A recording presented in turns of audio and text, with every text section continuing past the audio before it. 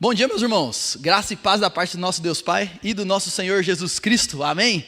É bom nós estarmos juntos, é um privilégio, uma alegria para mim estar aqui cultuando juntamente com os irmãos no dia do Senhor e agora compartilhando da palavra do nosso Deus. Trago um abraço lá da nossa igreja, trago um abraço aí da nossa família para todos vocês e eu quero te convidar a abrir a Bíblia em Gênesis capítulo 11.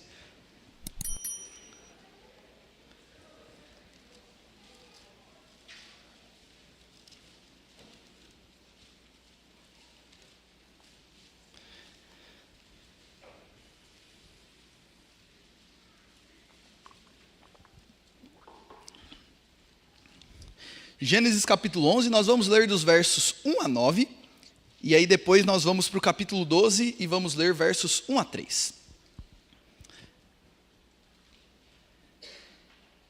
E o tema que eu quero tratar com os irmãos essa manhã é abençoados para abençoar. Vocês vão entender aonde eu vou chegar. E eu vou projetar o texto para caso você esteja numa versão diferente, você possa acompanhar junto comigo. A palavra de Deus diz o seguinte: Ora, em toda a terra havia apenas uma linguagem e uma só maneira de falar. Sucedeu que, partindo eles do Oriente, deram com uma planície na terra de Sinar e habitaram ali. E disseram uns aos outros: Vinde, façamos tijolos e queimemo-los bem. Os tijolos serviram-lhes de pedra e o betume de argamassa. Disseram: Vinde, edifiquemos para nós uma cidade e uma torre cujo tope chegue até os céus, e tornemos célebre o nosso nome, para que não sejamos espalhados por toda a terra. Então desceu o Senhor para ver a cidade e a torre que os filhos dos homens edificavam. E o Senhor disse: Eis que o povo é um, e todos têm a mesma linguagem. Isso é apenas o começo. Agora não haverá restrição para tudo o que intentam fazer. Vinde, desçamos e confundamos ali a sua linguagem, para que um não entenda a linguagem do outro. Destarte, o Senhor os dispersou dali pela planície da terra, e cessaram de edificar a cidade.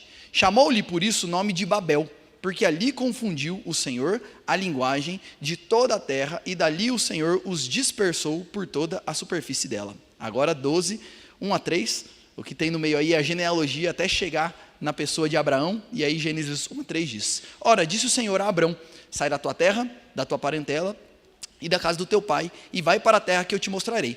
De ti farei uma grande nação, e te abençoarei, e te engrandecerei o nome. Sê tu uma bênção.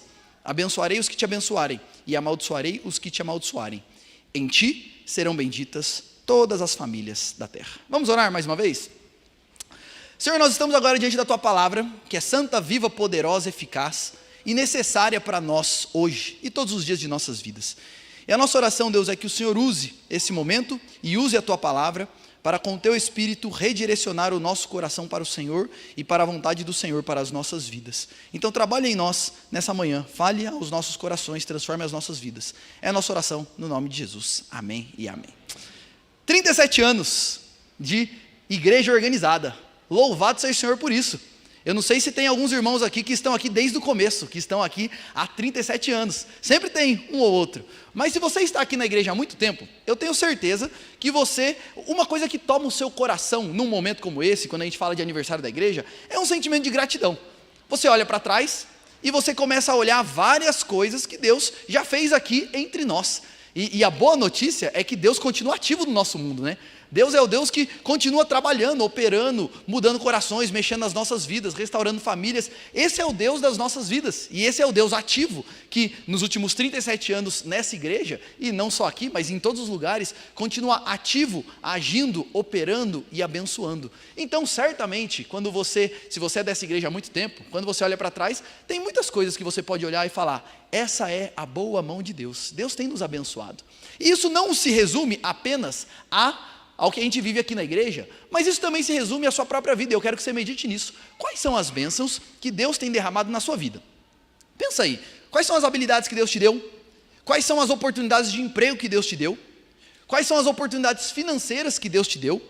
Qual é a família que Deus te deu? Quais são os amigos que Deus te deu? Todos nós aqui temos bênçãos para contar e para meditar. É claro que a vida de ninguém aqui é exatamente do jeito que a gente gostaria que fosse. Mas todos nós aqui, sem exceção, recebemos muitas bênçãos da parte do nosso Deus. E meus irmãos, quando a gente pensa nas bênçãos que a gente recebeu da parte de Deus, a gente pode falar que a gente tem dois caminhos para lidar com essas bênçãos. É eu pegar todas as bênçãos que Deus nos deu e que a gente é grato por elas, e pensar, eu quero usar isso para mim mesmo. Eu quero pegar tudo isso que Deus me deu, é a minha família, são os meus talentos, é a minha carreira profissional, o meu dinheiro, a minha igreja, eu sou o presidente da minha sociedade interna. Eu posso olhar para tudo isso pensando, pegando todas essas bênçãos e focando tudo isso em mim, no que eu quero e no meu reino. Ou eu posso olhar para todas essas bênçãos e pensar, e como eu posso usar isso para abençoar mais e expandir ainda mais o reino de Deus. No fim, todo mundo aqui, sem exceção, está vivendo num desses dois caminhos.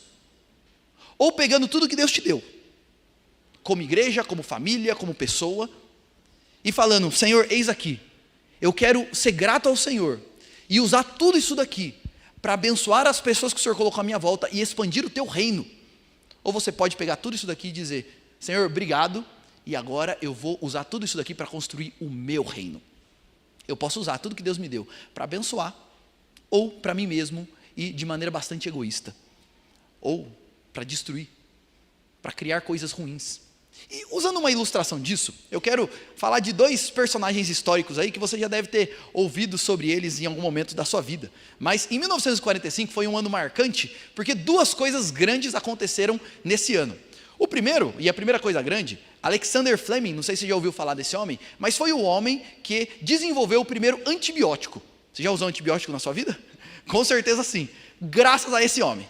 Ele foi um homem que viveu no período da guerra, na Guerra Mundial, e ele foi um médico nesse período, e ele se incomodava muito, porque o que acontecia? Muitas pessoas eram feridos no campo de batalha, e eles não morriam no campo de batalha, mas eles morriam no hospital, por causa de alguma infecção que pegou. E aí ele começou então a pesquisar sobre isso e tudo mais. Em 1945, ele ganha o prêmio Nobel por fazer essa descoberta, e é claro que não foi ele sozinho que fez isso, mas ele foi o grande nome que, por causa dele, um homem muito, assim, com uma capacidade intelectual muito grande, usou tudo isso para desenvolver algo que já abençoou a minha vida e a sua vida, e no fim, todo mundo que viveu depois dele já foi abençoado por causa da vida dele e por causa do desenvolvimento dele. Em 1945 também tem um outro homem, Robert Oppenheimer. Teve um filme dele há alguns anos atrás, aí foi feito um filme sobre ele. Sabe quem foi esse homem? O pai da bomba atômica. E ele foi que usou toda a inteligência que Deus deu a ele e desenvolveu tecnologias que no fim foram capazes, e o desenvolvimento dele acaba com as bombas de Hiroshima e Nagasaki, 120 mil pessoas sendo mortas instantaneamente. E aqui o meu ponto, é claro que quando você vê a história do Robert Oppenheimer, quando ele percebeu para onde estava indo o desenvolvimento dele, ele fica assim assustado, mas aí já era tarde demais, e ele ficou conhecido como o pai da bomba atômica. E o meu ponto aqui é dizer o seguinte, dois homens com uma capacidade intelectual muito grande que Deus deu para eles. Um usou tudo isso para abençoar, e a gente é abençoado até hoje. E outro usou tudo isso de modo que desenvolveu coisas que destruíram. E até hoje a gente vive, né, no medo da bomba atômica, e todo mundo ameaça, a gente está vivendo isso recentemente. O que nós iremos fazer com aquilo que Deus nos deu? Por que eu estou falando tudo isso, e o que isso daqui tem a ver com Gênesis 11, 12? Meus irmãos, em Gênesis 11, 12, nós temos dois retratos. Um grupo de homens que estão resolutos a construir uma torre para eles mesmos, e uma cidade, na verdade, não era só, era uma grande cidade que tinha uma grande torre. E por outro lado, nós temos Abraão, homem chamado por Deus para abençoar todas as nações da terra. E no fim, todos nós aqui, ou estamos no projeto Babel, ou estamos no projeto Abraão. Ou pegando tudo que Deus nos deu, pensando em construir algo para nós mesmos, ou usando tudo que Deus nos deu para abençoar. E é interessante porque, e eu quero mostrar isso para os irmãos nessa manhã, o projeto Babel termina com maldição, mas o projeto Abraão termina com bênção. E até hoje, todos nós somos abençoados por causa do que Deus fez por meio da vida de Abraão. E eu quero explorar com vocês esse tema nessa manhã. Nós somos abençoados para abençoar. E o meu desafio com você nessa manhã é você olhar para todas as bênçãos que Deus te deu. Todas as bênçãos que Deus te deu. Não só pessoalmente, mas pensando na sua família e pensando na igreja. Como o objetivo de Deus nos dar tudo isso é para que nós abençoemos e expandamos o reino dele onde quer que ele nos coloque. E o que eu quero fazer com vocês nessa manhã é primeiro ver qual é o caminho de Babel, quais são as características de quem está nesse caminho, e depois qual é o caminho de Abraão e as características de quem está nesse caminho, para você fazer aí uma autoavaliação e ser desafiado pelo Senhor a aprofundar a sua consagração, a servir ao Senhor com tudo que Ele te deu. O caminho de Babel, e a gente vai ver então algumas características do caminho de Babel. A primeira coisa que a gente vê é que o caminho de Babel é um caminho vaidoso.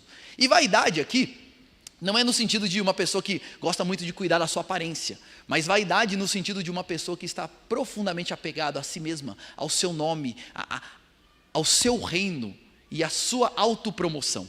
A gente vai perceber isso. O texto vai dizer que um grupo de homens se juntaram e eles disseram o seguinte: nós vamos construir uma grande cidade e uma grande torre. Você percebe que no projeto Babel está o desejo por coisas grandes, a ambição por fazer coisas grandes, que vai me promover. E gente, veja se não é exatamente essa cultura do nosso tempo. Não basta ser uma coisa boa, tem que ser top. Não posso ter um celular legal, tem que ser o melhor. Não quero ter uma carreira profissional assim, mais ou menos. Eu quero ter assim, eu quero ser destaque. Eu quero que todo mundo olhe para mim e diga, uau. É assim, a nossa cultura, gente, é a cultura de Babel. É uma cultura ambiciosa, que quer ver coisas grandes acontecendo. E assim, eu tenho que ser o protagonista dessas coisas grandes. Esse é o caminho de Babel. Percebe que, olha as coisas que ele fala: vamos construir uma grande cidade com uma grande torre, uma coisa ambiciosa. Além disso, eles falam: vamos tornar célebre o nosso nome. Percebe? Em Babel, as pessoas querem ser reconhecidas, elas querem ser aplaudidas, elas querem fazer algo grande para quê? Para que todo o resto da terra olhe e diga: uau, esse cara é demais, eles são maravilhosos, como eu queria ser como eles. E gente, nós vivemos uma cultura de Instagram, onde não é isso? O tempo inteiro as pessoas, e a gente sempre fala isso, e sempre brinca com isso, mas a gente sempre, como é que é foto de Instagram? Você tira 50 fotos e posta só a que ficou boa, para todo mundo olhar e dizer, uau. Vou fazer um desafio para você que gosta de redes sociais. Medite qual é a sua intenção com cada coisa que você posta. Abre lá só a timeline. Por que eu postei isso daqui? Sabe o que você vai perceber? Boa parte das vezes a nossa intenção é que as pessoas olhem e digam, uau, como ele é, como ela é, como é não sei o quê. E aí a mãe posta o boletim do filho. E nunca é assim, quando o filho vai mal, nunca posta, né? É só quando é 10. E aí ela coloca lá uma legenda, né? Eu louvo a Deus pela capacidade que Ele deu para o meu filho, não sei o quê. Para quê? Entra no seu quarto e louva Ele sozinha lá, porque que tu tem que louvar na frente de todo mundo, né? A gente sabe que o objetivo, vocês estão entendendo, né? Mas percebe que a cultura de Babel é uma cultura de autopromoção. Tornar célebre o meu nome, para que todo mundo olhe, admire, uau. E a ideia o texto vai dizendo que o objetivo deles era se promover, serem exaltados, serem admirados, e eles não serem espalhados por toda a terra. Aqui a ideia é o seguinte: eles queriam concentrar poder, de modo que é o seguinte: ninguém vai conseguir mexer com a gente, ninguém vai tirar a gente daqui. Alguns estudiosos vão dizer que um dos propósitos dessa cidade era, mesmo se houvesse outro dilúvio, eles estariam protegidos. Nem Deus mexe com a gente. É um negócio assim, ambicioso, vaidoso, orgulhoso. Minhas realizações, meu nome, meu conforto, eu no centro do mundo. Esse é o projeto Babel. Eu no centro de todas as coisas. É a minha vida, são as minhas realizações. Eu sou o protagonista da minha vida. E essa não é a palavrinha de, assim, o discurso de todo coach. Assim, pare de ser coadjuvante, você precisa ser o protagonista da sua vida. Se você quiser, você pode, você consegue, você faz. Esse é o nosso mundo. Qual a primeira característica do projeto Babel? É um projeto vaidoso. E aí vai pensando aí se não é nesse caminho que você está. Segunda característica do projeto Babel é que é um projeto que despreza Deus e a sua palavra. O texto vai dizer que eles falaram uns para os outros. Vamos fazer isso? Vamos se juntar? Vamos? E é interessante porque até então, no livro de Gênesis, sempre tem Deus falando e o povo de Deus obedecendo. Deus é quem vai dando a direção. Deus é quem vai mostrando o que o povo tem que fazer. Mas aqui, eles não querem saber de Deus. Eles não querem saber do que Deus tem para dizer. Eles falam para eles mesmos. Eles estabelecem os seus próprios caminhos.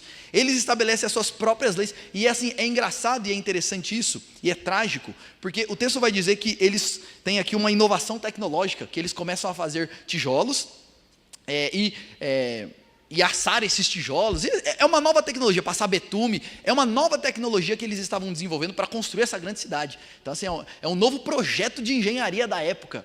E a pergunta é, quem que deu toda essa capacidade intelectual para que eles desenvolvessem uma nova tecnologia para construir uma grande cidade? Foi Deus, não foi? Isso é fruto da imagem de Deus em nós, não é? A gente conseguir criar novas coisas. Já parou para pensar nisso? Que o ser humano é o único ser da criação que cria. Nenhum outro ser cria. Sabe por quê? Porque ele é o único à imagem de Deus. E Deus é um ser criador. E Ele nos deu essa característica também, como fruto da imagem dEle em nós. Nós criamos, porque nós somos criados à imagem de Deus. E eles pegam toda essa capacidade que Deus deu para eles, ignorando a Deus, para construir o reino deles. Meus irmãos, todas as nossas habilidades, preste atenção numa coisa, todas as nossas habilidades derivam da imagem de Deus em nós. Você faz alguma coisa bem? Você é inteligente? Você é capaz no seu trabalho? Você é muito habilidoso? Tem gente que é mais habilidoso em serviços manuais, tem gente que é mais habilidoso em serviços intelectuais, tem gente que, todo mundo aqui tem habilidades. Se você faz algo bem, saiba que isso vem da imagem de Deus em você. E esses homens estavam usando tudo isso, desprezando a Deus e fazendo para construir o seu próprio reino. E a pergunta é, e você? E você? Não só é um caminho vaidoso, que despreza a Deus e a sua palavra, mas é um caminho cheio de arrogância, porque o texto vai dizer que eles querem construir uma torre que alcance os céus, e aqui a ideia é que eles criariam um caminho até chegar aos deuses. Que pretensão, que arrogância. É como se fosse o seguinte, olha, a gente não precisa de ninguém para resolver a nossa vida, nós mesmos damos contas da nossa vida. E meus irmãos, quando a gente para pensar na nossa vida, você quer ver um exemplo e um sintoma de como muitas vezes nós vivemos assim? Se você consegue passar a sua semana tendo pouca ou nenhuma, tendo pouco ou nenhum momento reservado para ler a Bíblia e orar, é porque você confia demais em você. Você acha que você dá conta da sua vida, você não precisa nem de Deus. Para que ler a Bíblia, né? Você tem sabedoria para viver sua vida. Para que orar a Deus? Você tem a força que você precisa para viver a sua vida. Você dá conta. Esse era esse povo. Arrogante, petulante. A gente vai tornar famoso o nosso nome, é a nossa glória, a gente não vai ser espalhado mesmo que Deus mande outro dilúvio, porque nós estamos no controle.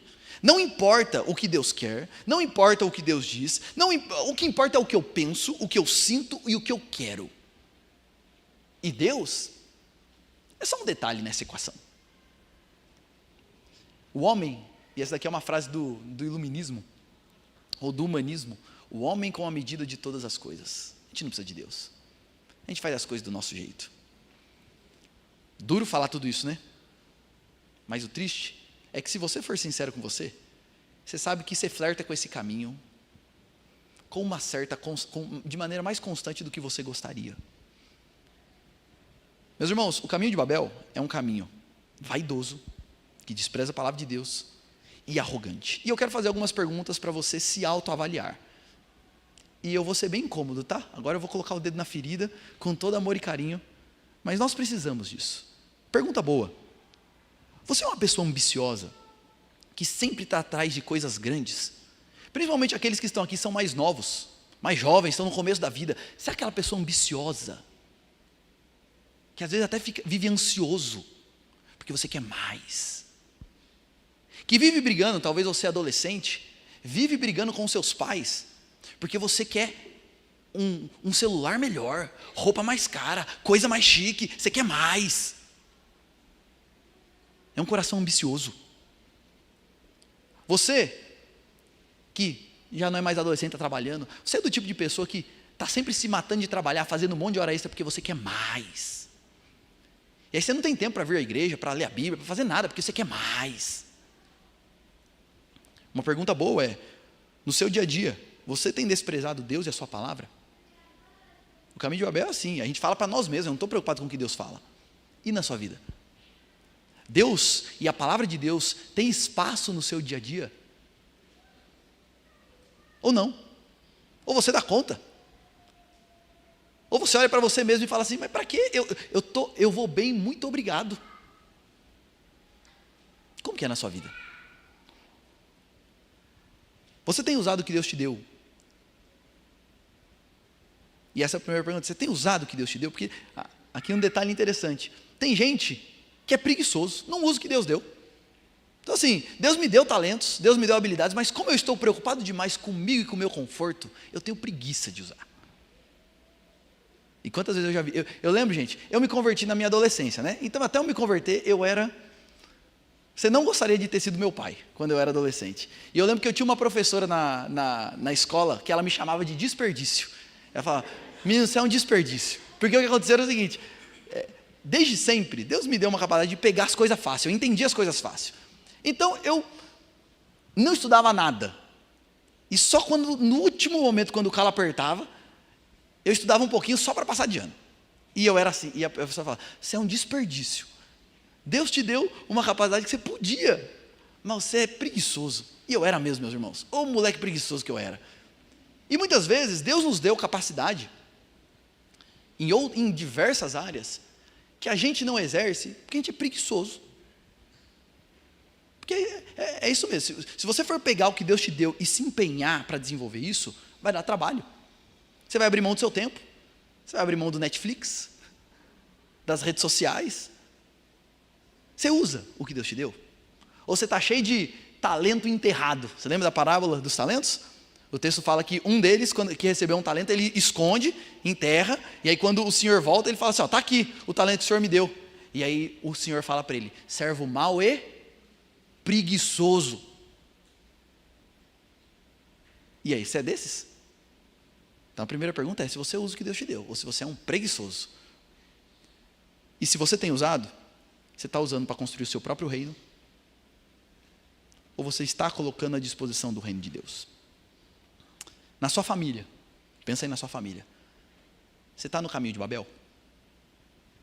Meus irmãos, boa parte das crises conjugais que nós temos é porque eu estou preocupado demais com a minha honra. Como você teve coragem de falar assim comigo? Por que você não faz isso para mim? Eu estou cansado de conviver com uma pessoa assim porque eu mereço algo melhor. Frase que está na moda hoje em dia, você precisa pensar mais em você mesmo. Não, esse é o problema seu, você pensa demais em você mesmo. Uma vez eu vi tem um livrinho do Tim Keller, Egos Transformados, que ele vai dizer o seguinte, humildade verdadeira, e ele vai falar sobre baixa autoestima e alta autoestima. E ele vai dizer o seguinte, humildade verdadeira não é nem você ter alta autoestima, e nem você ter baixa autoestima, é você pensar menos em você. Porque se você parar para pensar, o que é ter alta autoestima? É uma pessoa que está super preocupada com ela, e ela é super autoconfiante em relação a quem ela é. Então ela olha e fala assim, uau, eu sou bom. E por isso eu sou super confiante em mim mesmo. E a baixa autoestima é quando a pessoa está muito preocupada com a imagem dela diante dos outros, e quando ela não se sente assim à altura, e ela se sente mal por causa disso. Tim Keller vai falar, sabe qual é o problema? Sabe qual é a solução para tudo isso? É você pensar menos em você. Se você pensar menos em você, você não vai estar preocupado com o que os outros estão pensando. Na sua família, você é voltado para você ou voltado para servir? Mulheres que estão aqui, uma palavra para vocês, principalmente para as mães. Nós vivemos em uma época em que existe uma pressão muito grande sobre a vida das mães, dizendo o seguinte, você precisa sim, você vai gastar a sua vida cuidando de criança. Você tem potencial para fazer mais. Você tem que pensar em você. Não entra nesse caminho não, tá? Isso é projeto Babel. Não pense nos outros não. Pense em você. E a gente vê as consequências dessa cultura nas famílias alguns anos depois. Uma vez eu ouvi recentemente uma moça falando que ela encontrou uma amiga de muitos anos, fazia muito tempo que ela não encontrava essa amiga, e ela, menina, como é que você está? Ela falou assim, tá tudo bem, e sua família? Tá tudo bem, meu marido está fazendo isso, ele está lá no trabalho dele, ele está assim, o meu filho está assim, meu filho está assim, no outro está assim. Ela tinha 4 filhos, ela, nossa, e aí ela falou da família inteira, ela falou assim, menina, e você, como é que você está? O que você está fazendo? Ela, eu estou fazendo a máquina girar, né? Alguém tem que ficar aqui, segurando as pontas para tudo acontecer. E aí a moça falou assim, nossa, mas você precisa... E aí essa mãe falou assim, não, esse é o chamado de Deus. Não é eu estar focado em mim. É eu servir. Na sua família, como é que é? Maridão, falamos das mulheres, mas falamos para os maridões aqui presentes. Você é do tipo que chega em casa, depois de um dia de trabalho, onde a mulher estava lá, finalmente. Graças a Deus ele chegou, não aguentava mais. E aí você olha e fala, amor, já fez minha comida? Vou tomar meu banho, vou comer minha comida e vou dormir, você que se vire. Isso é projeto Babel, viu? No projeto de Deus cheguei, graças a Deus. Agora começa o segundo turno e o melhor de mim vai vir aqui, ó. Como é que é lá na sua casa? Meus irmãos, boa parte das brigas que nós temos, nós não teríamos se nós pensássemos menos em nós, e se nós estivéssemos menos focados no que nós sonhamos. Como cristão, você está no projeto Babel? Você é o cristão que olha e fala o seguinte, Jesus me salvou, aleluia. Eu pertenço a uma igreja com uma tradição linda e com uma teologia forte, que de fato se preocupa e está fundamentada na palavra de Deus, aleluia. Então o que eu vou fazer da minha vida? Esperar Jesus vir me buscar. Você é desses? Uma perguntinha assim para te incomodar, tá? Quando foi a última vez que um não cristão jantou na sua casa? Pergunta boa, hein? Quando foi a última vez que você fez um contato intencionalmente falando?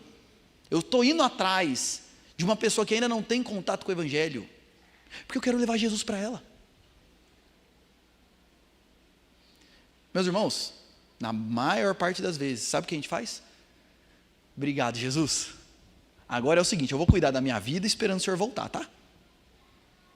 E a gente não leva em consideração que o único motivo de Jesus não ter voltado ainda é porque ele não terminou de alcançar quem ele tem para alcançar. E sabe quem é a pessoa que Deus quer usar? E sabe qual é o instrumento que Deus vai usar para alcançar essas pessoas? Adivinha? É você, meu filho. Só que boa parte das vezes, meus irmãos, nós vivemos no projeto Babel. Estou preocupado com a minha família, com o meu trabalho, com as coisas que eu quero fazer. E assim, eu nem tenho mais contato com pessoas que estão fora do meu círculo aqui da igreja. Não é essa a vontade de Deus para nós não, como igreja. E falando de igreja, essa é uma boa pergunta. E como igreja? Está no caminho Babel? E aqui uma palavra importante, ó, para todos que estão aqui e participam dos ministérios da igreja, pensa aí, você é do ministério de mulheres, de homens, adolescentes, jovens, etc. Pergunto para você, o foco do ministério no qual você está envolvido é alcançar novas pessoas? Sabe um risco que a gente corre muito grande? É assim, a gente está lá com a nossa turminha, faz 10, 15, 20 anos que está essa turminha, e a gente está feliz com essa turminha. Se isso está acontecendo, está errado. Isso é projeto Babel, nosso reino, nossas coisas, nosso umbiguinho aqui. A igreja deve ser uma agência missionária do reino de Deus, e todos os braços da igreja tem que estar com esse foco. Senão, a gente está preocupado demais só com a gente. Meus irmãos, o caminho de Babel é destruidor. Falei que eu ia colocar o dedo na ferida, né? Não fica bravo comigo não. Ainda bem que eu vou e daqui a pouco eu vou embora e aí pronto. Mas o caminho de Babel, ele é destruidor. Porque quando a gente entra por esse caminho, isso gera tantas coisas ruins em nossas vidas. Quem vai por esse caminho, no fim ou fica preguiçoso ou fica ansioso. Aquele que não quer fazer nada se entrega à preguiça. Ou quando a gente está com o nosso coração assim de coisa, a gente começa a ficar ansioso. Eu quero mais, eu quero fazer mais. E nunca está. A gente nunca está feliz.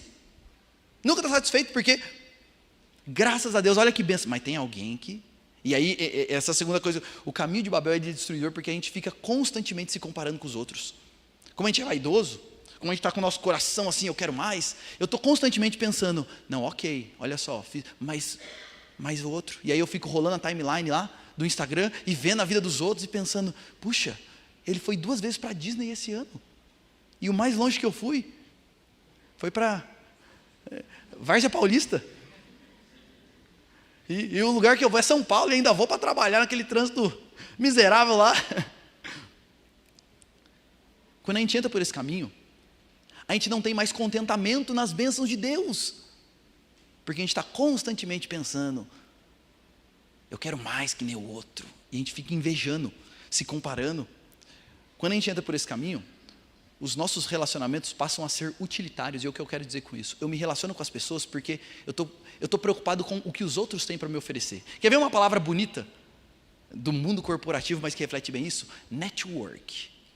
É um nome bonito, né? Mas sabe o que significa? Eu preciso ter contatos para quando eu precisar, eu poder acioná-los.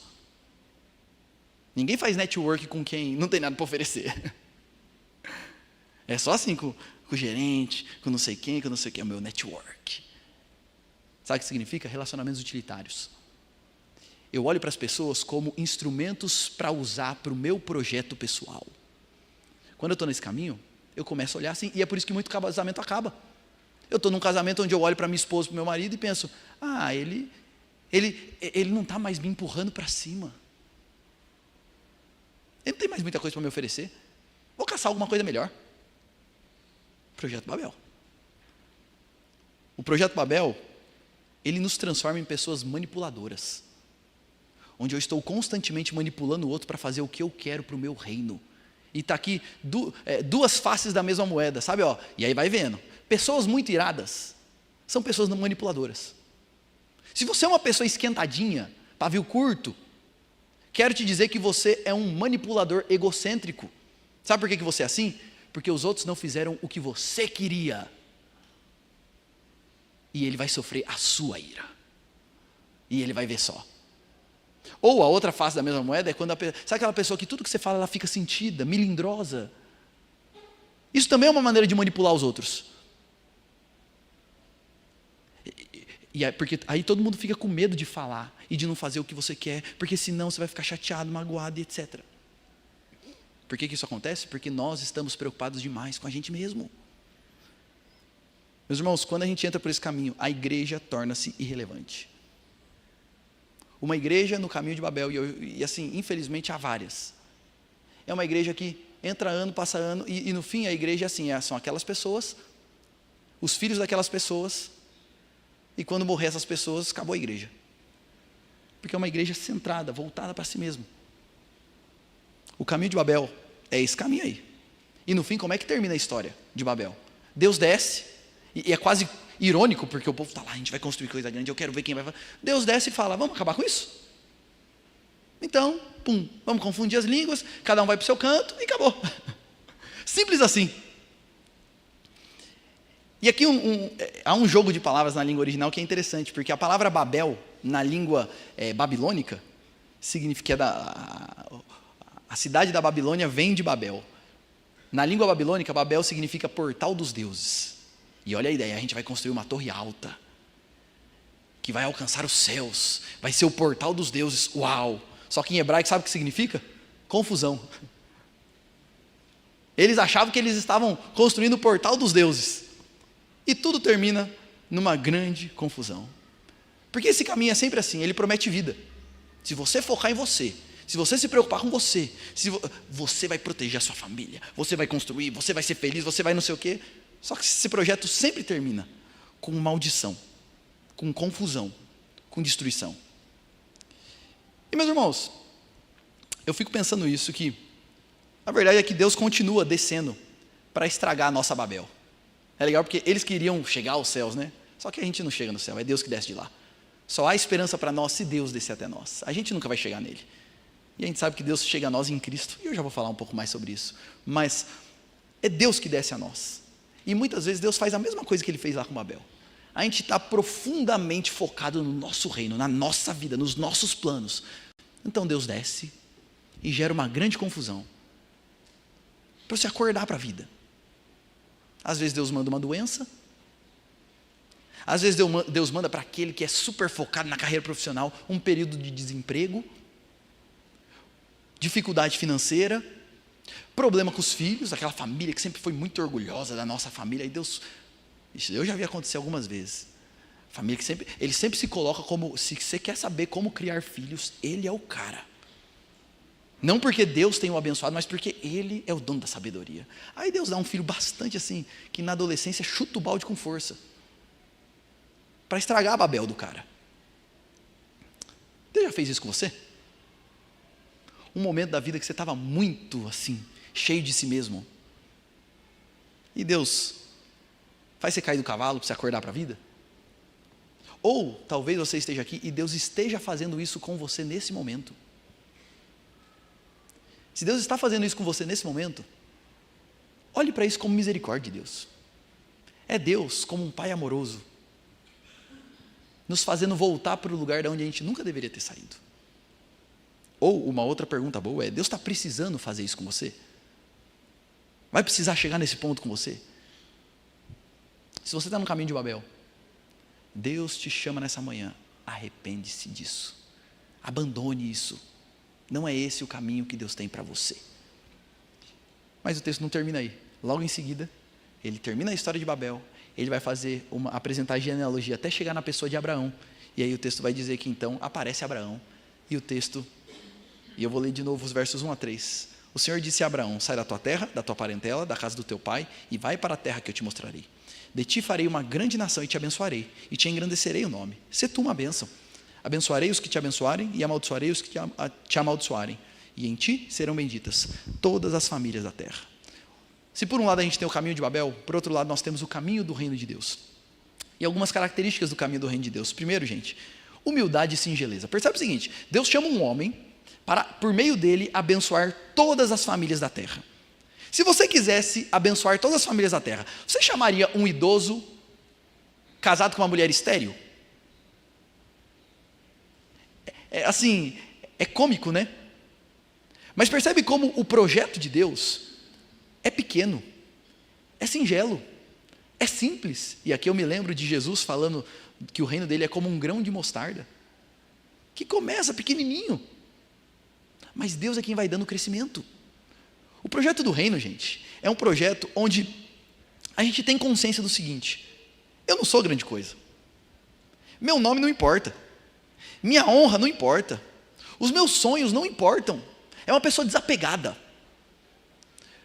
O projeto do reino de Deus para você e para mim é que nós abandonemos os nossos grandes e ambiciosos projetos e que nós nos coloquemos humildemente à disposição de Deus. Senhor,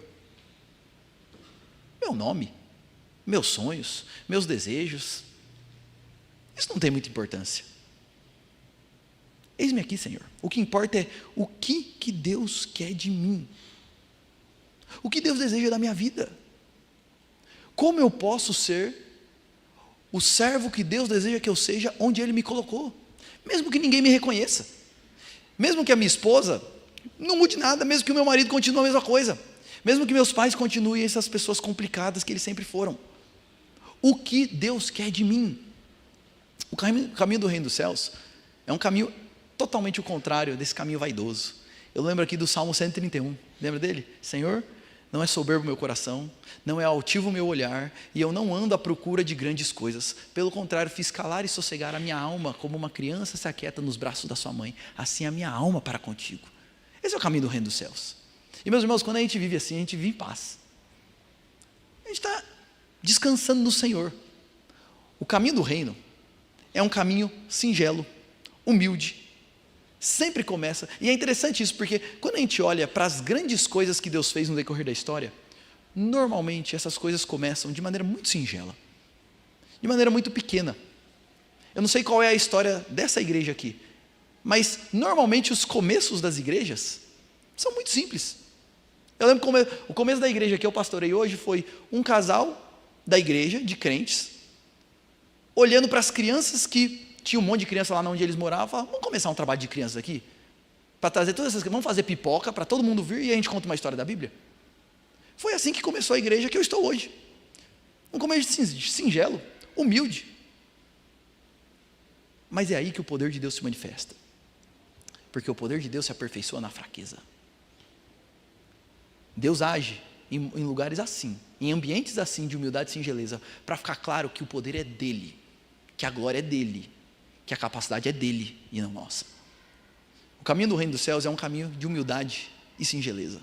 Além disso, é um caminho de obediência e confiança. Porque pensa assim, Deus chega para Abraão e fala: Abraão, sai da sua terra.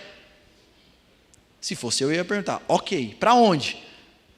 Vou fazer uma pesquisa no Google para ver se a cidade é boa, como é que é o IDH lá. Deus só fala: sai. Para onde, Senhor? Eu vou te mostrar. Sai para a terra que eu te mostrarei. Eu não mostrei ainda. Era para Abraão. Pensa nisso, gente. Você faz sua mala, pega a sua esposa, pega tudo que você tem, coloca, arria o jumento, coloca em cima dele e sai. Não sei para onde. Deus vai mostrando qual é o próximo passo. O caminho do reino dos céus é um caminho de confiança nesse Deus e obediência. E, gente, normalmente Deus faz assim com a gente. Deus não mostra o caminho inteiro. Ele mostra o próximo passo. Qual que é o próximo passo? O próximo passo é esse. E o próximo? Depois que você der o próximo, ele vai mostrar o próximo.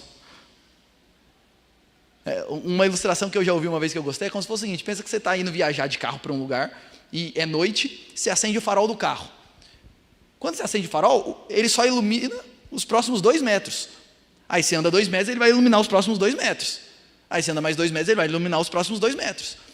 Deus age assim nas nossas vidas. Estou vivendo uma situação difícil lá no meu trabalho. Senhor, o que eu faço?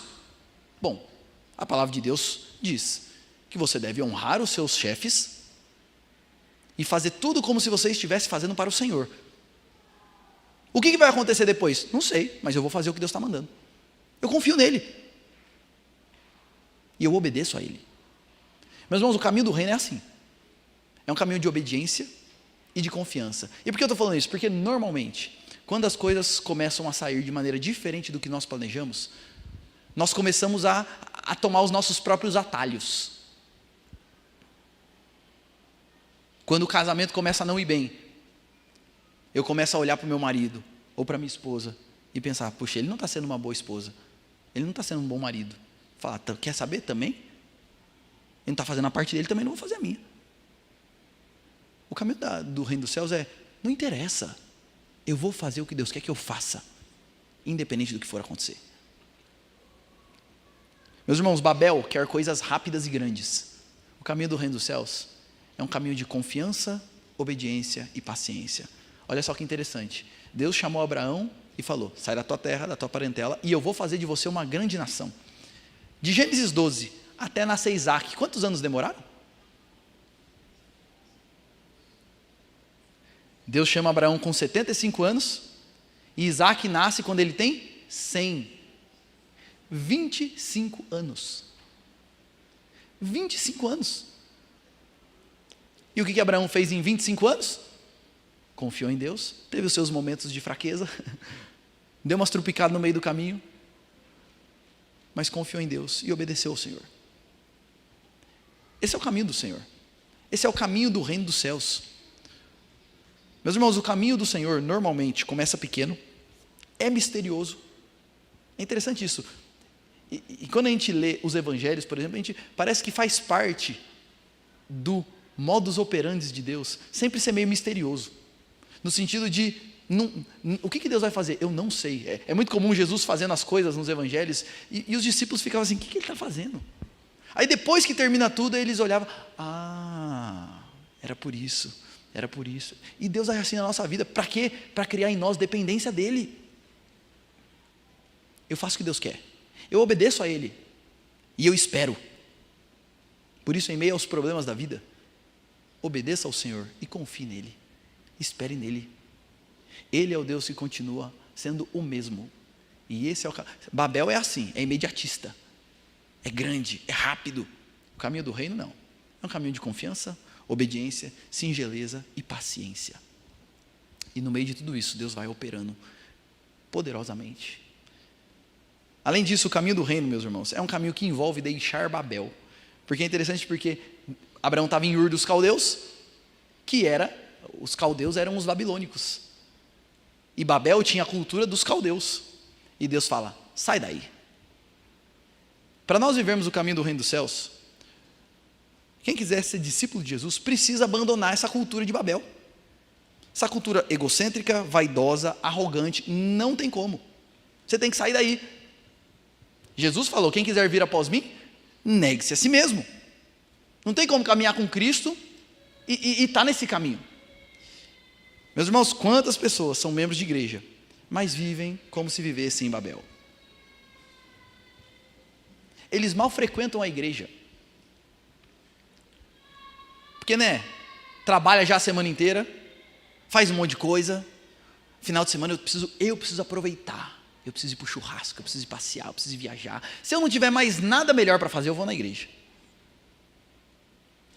Quantas vezes nós vivemos nessa cultura? E o chamado do Senhor, se nós quisermos caminhar o caminho do reino, é deixar Babel. E por fim, o caminho do reino é o caminho onde nós usamos as bênçãos de Deus para abençoar. Olha que interessante, Deus chama Abraão e ele faz várias promessas para Abraão. De ti farei uma grande nação, abençoarei os que te abençoarem, amaldiçoarei os que te amaldiçoarem, e em ti serão benditas todas as famílias da terra. Deus promete para Abraão que ele ia fazer uma grande nação por meio dele. Deus promete que ia engrandecer o nome de Abraão, ele ia ser famoso. É interessante porque Babel, eles queriam fazer o nome deles famoso. Aqui não, Deus fala, eu vou tornar você famoso, eu vou te abençoar, eu vou te engrandecer, eu vou te fazer rico, e eu vou te dar uma terra. Se a gente parar para pensar, olha as promessas de Deus: poder, sucesso, posses, proteção. Aqueles que te amaldiçoar, eu vou amaldiçoar, eu vou proteger você, eu vou cuidar de você, eu vou te garantir, Abraão, fique tranquilo. Só que é interessante porque Deus fala tudo isso, e ele fala duas coisas junto com tudo isso.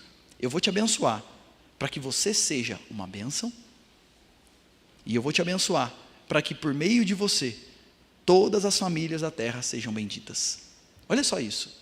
Deus promete diversas bênçãos para Abraão, mas qual é o propósito de toda a bênção que Deus derrama sobre Abraão? Não é ele receber tudo isso e falar, obrigado, Senhor. É ele receber tudo isso, para com tudo isso ser uma bênção para todas as famílias da terra. Toda a bênção derramada na vida de Abraão, na minha vida e na sua vida, tem como propósito abençoar as pessoas que Deus colocou à nossa volta. Você precisa guardar isso na sua vida. Todas as bênçãos que Deus colocou na sua mão, sejam bênçãos materiais, sejam habilidades, sejam oportunidades, todas as bênçãos que Deus colocou na sua mão, tem como propósito você ser uma bênção e usar isso para abençoar outras pessoas. E como que essa promessa se cumpre, Quando a gente para pensar, em ti serão benditas todas as famílias da terra. Paulo vai falar isso lá em Gálatas, que por trás dessa promessa está a promessa do descendente de Abraão. E em última instância, o descendente de Abraão não é Isaac, o descendente de Abraão é Cristo. E por meio de Cristo, o descendente de Abraão, Deus estava chamando ali Abraão para por meio dele formar o povo, que seria o povo da onde viria o Salvador. E por meio do Salvador, Deus daria vida eterna para pessoas de todas as famílias da face da terra. Para pensar nisso. Eu e você só estamos aqui nessa manhã porque por meio de Abraão, Deus continua abençoando todas as famílias da terra. Esse é o propósito das bênçãos de Deus. É que por meio de nós, Deus nos abençoa para abençoar e para alcançar novas pessoas. E é interessante porque se por um lado o caminho de Babel é um caminho que termina com maldição, com confusão, o caminho do reino dos céus é um caminho que abençoa as nossas vidas e a vida de quem está à nossa volta. Quem vive desse jeito, gente? E aqui, alguns benefícios de você estar vivendo essa vida. Quem vive desse jeito, vive por um propósito maior. Pensa nisso. O nosso mundo vive por qual propósito? Ganhar dinheiro? Construir casa? Ter carro? Grande coisa, né? Vai acabar tudo com esse mundo. Agora, quem vive no caminho do reino, ele vive pensando num propósito que está além desse mundo. Os tesouros que eu estou guardando, a inflação não come. Talvez você esteja sofrendo com isso nos últimos 5, 6 anos. que o dinheiro que você guardou a vida inteira, hoje vale metade do que vale metade do que valia 5 anos atrás. Quem vive desse jeito aqui, vive em paz. Porque é o seguinte, eu tenho um propósito maior do que as coisas desse mundo. Além disso, quem vive desse jeito, gente, é livre para verdadeiramente amar e servir as pessoas. Eu não estou preocupado com o retorno que você vai me dar. Eu não estou preocupado se você me faz bem ou faz mal. Eu quero servir porque o Senhor veio me servir primeiro. Ele me amou primeiro e por isso eu quero amar. Então eu sou livre para de fato amar as pessoas. E presta atenção nisso. No nosso mundo não existe amor verdadeiro, altruísta, desinteressado. Não existe. Eu amo, eu trato bem, enquanto você também está me amando, enquanto eu estou tendo algum tipo de retorno. A partir do momento que não está mais dando retorno, que a gente fala, não tenho nada contra, mas também não tenho nada a favor. Não, assim, eu não tenho raiva, não tenho ódio, nada assim, só quero ele lá no meu canto e eu aqui no meu canto. O que eu estou falando com isso? No meu coração já morreu. Para mim está morto. E lembra que Jesus falou, né? Que só de ter esse desejo no coração já é assassinar diante de Deus. Agora, quando a gente vive o Evangelho de Cristo nesse caminho, eu sirvo a um Deus que se entregou naquela cruz, porque eu era o inimigo dele. Eu pequei, e ele absorveu todo o prejuízo para ele, e derramou o sangue dele por mim. Um miserável que nem eu, que continua ainda pecando contra ele. Quando isso começa a tomar minha vida, eu começo a ser livre para amar as pessoas. Mesmo quando elas me magoam. Mesmo quando elas não são legais comigo. Por quê? Porque eu amo, porque ele me amou primeiro. Eu não estou preocupado comigo, nem com a minha honra. Eu quero servir ao Senhor. Além disso, eu tenho paz nos bons e nos tempos bons e nos tempos ruins. Porque eu descanso desse Deus. Eu vou me preocupar em obedecê-lo. E o que vai acontecer? Não sei.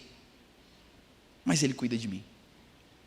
E, gente, quando a gente vive assim, nós vemos o agir surpreendente de Deus em nós e por meio de nós. Quando você se coloca diante de Deus e fala, Senhor, eu quero me consagrar inteiramente. Eu quero, assim, procurar a oportunidade para servir as pessoas. E eu quero usar tudo que o Senhor colocou na minha mão para abençoar. Eu quero me relacionar com as pessoas. Me usa, Senhor.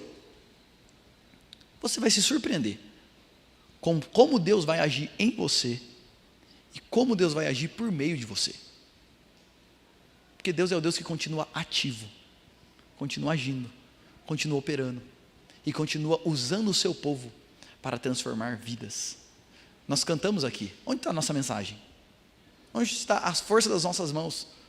A voz calou-se. Meus irmãos, esse é um retrato da igreja do nosso tempo. Cada um vivendo a sua vida, esperando Jesus voltar.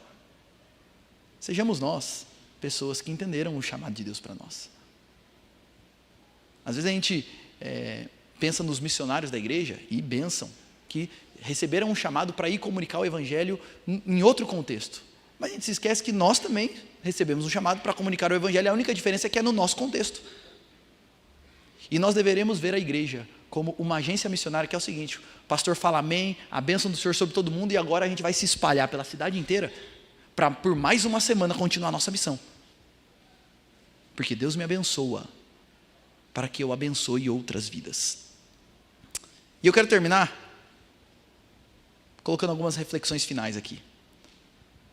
Eu quero enfatizar isso, abandone o projeto Babel. Eu sei que eu estou ficando até chato de tão repetitivo, mas abandone o projeto Babel. Nós precisamos abandonar isso, porque isso daqui promete vida, mas entrega maldição. O projeto Babel entrega maldição para a nossa vida pessoal, para a nossa família, para a nossa igreja. Isso daqui destrói tudo. Esse é o grande problema da humanidade. E por outro lado, ouça o chamado do Senhor para a sua vida. Qual é o chamado de Deus para você? Quando quiser respeitar as suas habilidades, e na sua família, e aqui na igreja. Quais são as dádivas que Deus derramou na sua vida? Você entende que isso não é dado para você mesmo, mas para você servir as pessoas. Invista o seu melhor na construção daquilo que vai além desse mundo. Esse é o chamado de Deus para nós. Que a gente se renda ao amor de Jesus e viva para construir o seu reino eterno. Porque nós somos abençoados por Deus para abençoar. 37 anos de igreja. Louvado seja o Senhor por isso. Mas lembre-se disso.